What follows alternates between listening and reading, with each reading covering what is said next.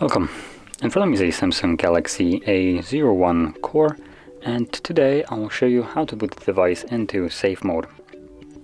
And to get started, you want to hold the power key, and once you see boot options, hold the power off. This in turn will change into safe mode, so click on it once more, and this will initiate the reboot into safe mode.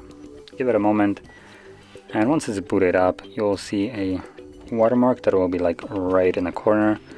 And yeah, it's all gonna say that it's in safe mode, and in this mode only the pre-existing apps will work. So anything that you have downloaded from either Play Store or whatever will not be able to start up at all.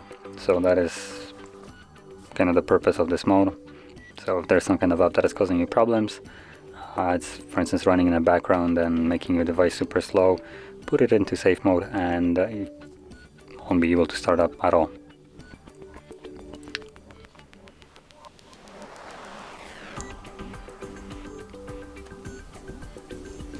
Yep, there we go. So as you can see, just put it up and there's the safe mode watermark. Let's give it a second.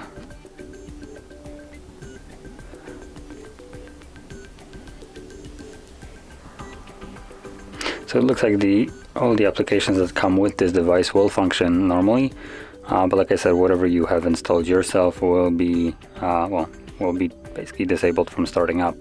And you can quickly discern which apps can start and which ones can't. The apps that won't be able to start are monochrome. They're basically like white and grayish color. So as an example, if YouTube would have been one of those apps, the logo would be white and gray instead of having red and white. So anyway, this is how you boot into safe mode, and to leave this mode all you need to do is simply hold the power key once more and this time around once you select restart, again the device will reboot and then go back to the normal mode. Now that being said, if you found this very helpful, don't forget to hit like, subscribe, and thanks for watching.